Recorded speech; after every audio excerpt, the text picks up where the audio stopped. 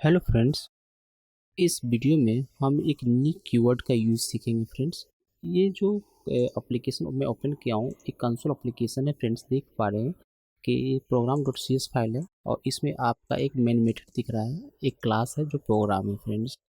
तो सबसे पहले मैं न्यू कीवर्ड का यूज़ तो मैंने सबसे पहले एक पॉपुलर है जो क्लास का एक ऑब्जेक्ट क्रिएट करने के लिए हम न्यू कीवर्ड का हम यूज़ करते हैं। किसी हम स्ट्रक्स को किसी एरे को ऑब्जेक्ट क्रिएट करने के लिए हम न्यू कीवर्ड को हम लोग यूज़ करते हैं फ्रेंड्स। तो आप देख पा रहे हैं कि आप एक एक अलग एक न्यू कीवर्ड का यूज हम जो है एक्सेस मॉडिफायर के रूप में जो होता है तो उसमें हम किस तरह से यूज़ करते हैं फ्रेंड्स।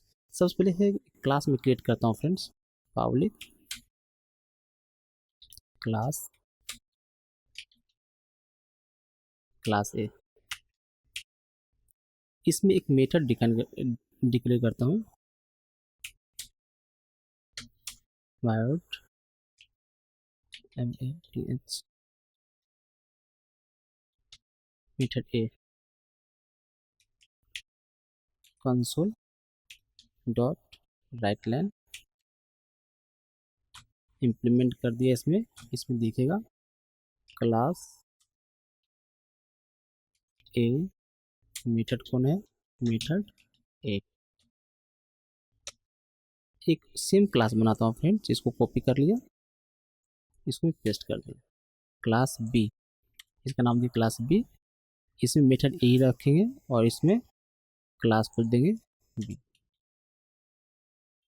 अब इसका जो मैं एक ऑब्जेक्ट क्रिएट करूँगा, ऑब्जेक्ट क्रिएट करूँगा, मेन मेथड के अंदर गया,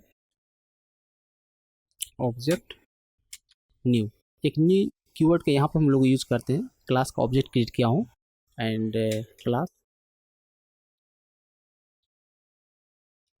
तो ये सभी को पता रहता है फ्रेंड्स। तो क्लास का ऑब्जेक्ट क्रिएट करने के लिए न्यू कीवर्ड को हम लोग यूज़ करते हैं फ्रेंड्स। Object dot method. तो अब यहाँ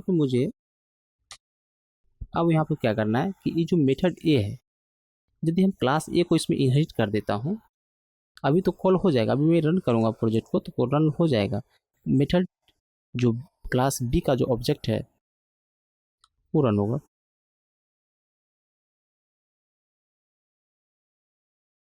क्लास बी मेथड ए रन तो हो रहा है, लेकिन जब मैं इसको इनहेरिट करता हूँ, इनहेरिट करने के लिए कॉलन का यूज़ करना पड़ता है और क्लास नेम टाइप करना पड़ता है फ्रेंड्स।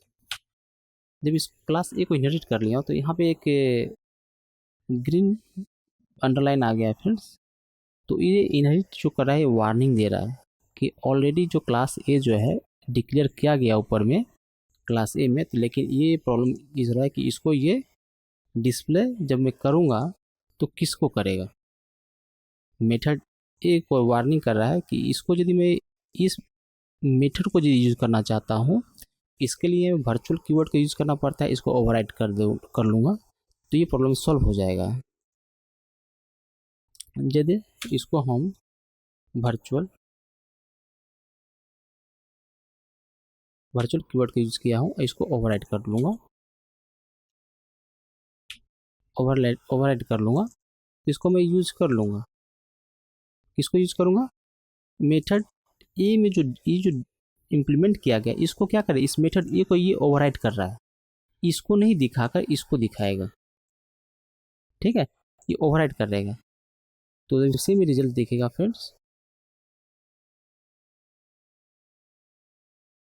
आप देख पा रहे हैं रिजल्ट वही दिख रहा है जो पहले दिखता था।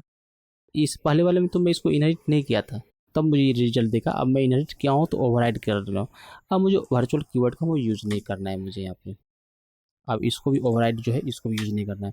तब क्या करते हैं, ये वार्निंग मैसेज दे रहा है कि इसको जो है हाइड करना पड़े। इसको मुझे अब यूज़ करने के लिए मुझे न्यू कीवर्ड का यूज़ करते हैं। न्यू कीवर्ड का काम ये होता है फ्रेंड्स कि ऊपर में जो क्लास ए को जो इनहेरिट किया हूँ इसका सेम नाम का फंक्शन यहाँ पे क्या है, मेथड क्या पे डिक्लेयर किया गया है, तो इसको मुझे क्या करेगा, प्रिंट्स को इस सेम नाम का जो मेथड प्रिंट्स जो बना हुआ है उसको हाइड कर देगा। इसका काम ये है फ्रेंड्स, इसको ओवरराइट नहीं करेगा, उसको हाइड करके रखेगा। क्लास बी को जो है इसको दिख नहीं पाएगा, क्लास ए को इनहेरिट किया है, क्लास बी ने क्लास ए को इनहेरिट किया है, लेकिन क्लास बी इसको दिख नहीं पाएगा अब इसको, क्योंकि इसको इस सेम नाम में न्यू लगा दिया है। न्यू लग जाने से क्या होता है कि क्लास जो मेथड यूज हुआ है ऑलरेडी असाइन है पेरेंट्स क्लास में, इसीलिए इसको इस मेथड को पेरेंट्स में क्या कर दिया, हाइड कर दिया है। इसका काम होता है फ्रेंड्स। Thank you.